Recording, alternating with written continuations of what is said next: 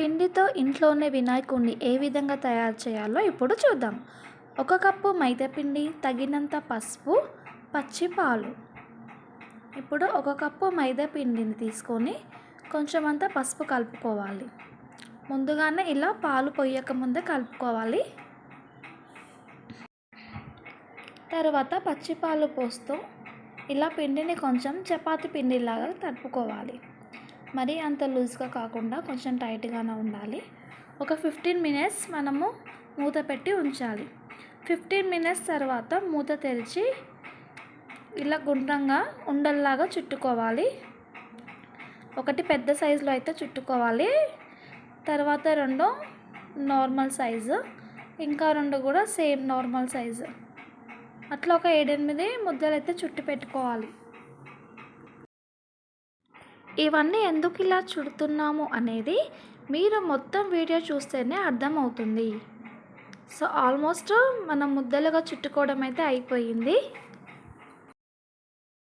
ఇప్పుడు అందులో నుంచి ఒక ముద్దను తీసుకొని ఇలా ప్లేట్ పైన ఒత్తుకోవాలి. దీనిపైన మనము వినాయకుడు కూర్చున్నట్టుగా తయారు చేయబోతున్నాము. సో ఇంకొకటి పెద్దగా చేసుకోవాలని చెప్పాను కదా, అది వినాయకుడికి బొజ్జలాగా అన్నట్టు. చూడండి, ఇలా చేసిన తర్వాత జస్ట్ వాటర్ అద్దుకొని మొత్తం అది ఊడిపోకుండా బ్యాక్ సైడ్ ఇలా ఒత్తేసుకోవాలి. జస్ట్ మనం వాటర్ తడి పెట్టేసుకుంటే ఈజీగా వచ్చేస్తుంది. ఇలా రావాలంటే 15 నిమిషాల పాటు పిండి తడుపుకొని మూత పెట్టేసుకున్నాం కదా. సో ఇప్పుడు మనకు ఏ షేప్లో కావాలంటే ఆ షేప్లో రెడీ అయిపోతుంది. సో ఇది గ్రిప్ కోసం కింద పడిపోకుండా ఉంటుంది. సో ఇంకొకటి వినాయకుడికి పాదాలు. ఇప్పుడు ఇలా రోల్ చేసేసుకొని పాదాలలాగా ఇట్లా ఒత్తేసుకుంటే సరిపోతుంది. సో ఇంకొకటి కూడా అలాగే చేస్తున్నాను. జస్ట్ ఇట్లా ఒత్తేసుకుంటే మనకి పాదాల షేప్లో కనబడతాయి. సో ఇది ఏం చేయాలంటే బొజ్జకు అంటబెట్టేసేయాలి. బొజ్జకు ఇలా అంటించుకొని వాటర్ ఇట్లా అద్దుకుంటూ బ్యాక్ సైడ్ మొత్తం ఇట్లా ఊడిపోకుండా పెట్టేసుకోవాలి. సో ఇక్కడ ఏం యూస్ చేయట్లేదు, జస్ట్ వాటరే. సో మనకి ఇది ఊడిపోకుండా చాలా టైట్గా ఉంటుంది. ఇప్పుడు ఇంకొక ముద్దను తీసుకొని పైన ఫేస్ కోసం ఇలా తల భాగాన్ని పెట్టేసుకోవాలి. ఇంకా ఇప్పుడు మనము చేతులు తయారు చేస్తున్నాము. సేమ్ అవే ముద్దలను ఇట్లా రోల్లా చేసేసుకొని అవి ఫేస్ పార్ట్ పెట్టుకున్నాం కదా, అక్కడ అంటబెట్టేసేయాలి. సో ఇంకొకటి కూడా సేమ్ అలానే అంటబెట్టేసుకోవాలి. ఇప్పుడు మళ్ళీ మనం ఏ పార్ట్ అయితే పెట్టేసుకుంటున్నామో అన్ని పార్ట్లకి కూడా మళ్ళీ వాటర్ తడి అద్దుకొని ఇట్లా ఊడిపోకుండా ఈక్వల్గా చేసుకోవాలి బ్యాక్ సైడ్లో. సో అన్నీ కరెక్ట్గా అంటుకొని ఊడిపోకుండా ఉంటుంది. ఇప్పుడు నెక్స్ట్ హ్యాండ్స్కి ఇట్లా చేతులు పెడుతున్నట్టుగా ఒక షేప్ కొంచెం నీట్గా రావడానికి వాటర్ తడి అద్దుకొని ఇలా నీట్గా చేసేస్తున్నాను అంతా.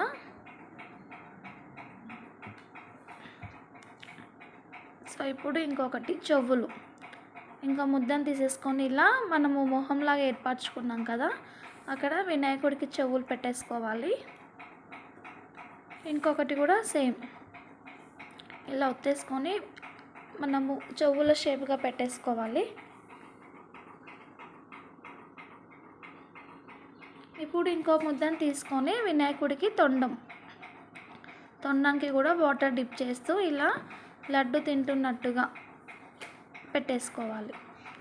సో ఇప్పుడు లడ్డు ఒక చిన్న ముద్దను చేసి చేతుల్లో లడ్డులాగా పెట్టేసుకోవాలి. సో ఆల్మోస్ట్ వినాయకుడు అయితే రెడీగా అయిపోయింది.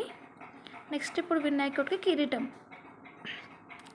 కిరీటం కోసము ఇలా చిన్న చిన్నగా కిరీటం షేప్ లాగా చేసేసుకోవాలి.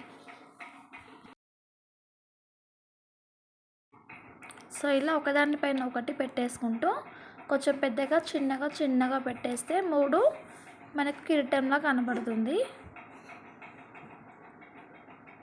చూడండి, మన బొజ్జ గణపయ్య అయితే రెడీ అయిపోయాడు. ఇప్పుడు మిగిలింది మూషికము. వినాయకుడి యొక్క వాహనము ఎలుక. ఇప్పుడు మూషికం లాగా కూడా అదే పిండితో ఇలా చేసేసుకోవాలి. ఇప్పుడు చూడడానికి కూడా బాగుంది. ఇంట్లో మనకు ఏవైనా పూజలు ఉన్నా ఈ విధంగా అయితే తయారు చేసుకోవచ్చు.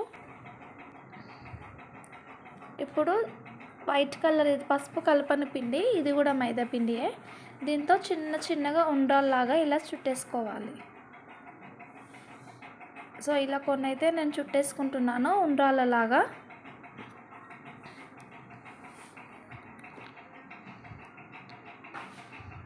ఇలా కొన్ని చుట్టుకున్న తర్వాత ఇప్పుడు ప్లేట్ కోసము, అంటే ఒక పళ్ళెంలో ఈ లడ్డూలు ఉన్నట్టుగా కనిపించడం కోసం ఈ పిండి కూడా ఒక పళ్ళెం షేప్లో రావాలంటే వాటర్ తడి అద్దుకుంటూ ఇలా ఒక ప్లేట్ షేప్లో అయితే చేసేసుకున్నాను.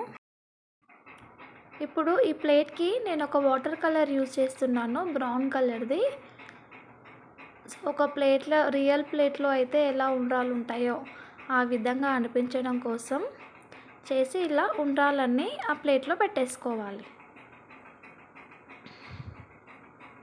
సో ఇలా ఒక్కొక్కటి పెట్టేసుకుంటే కంప్లీట్ అయిపోయింది.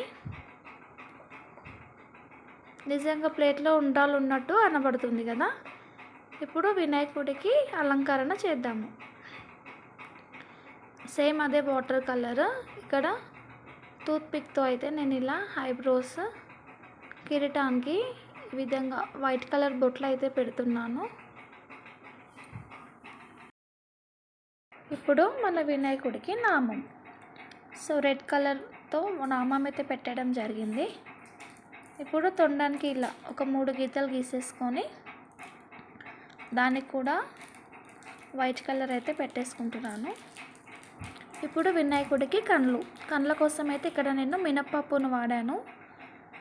దానికి ఇలా బ్లాక్ కలర్ రుద్ది కళ్ళలాగా అయితే పెట్టేసుకున్నాను.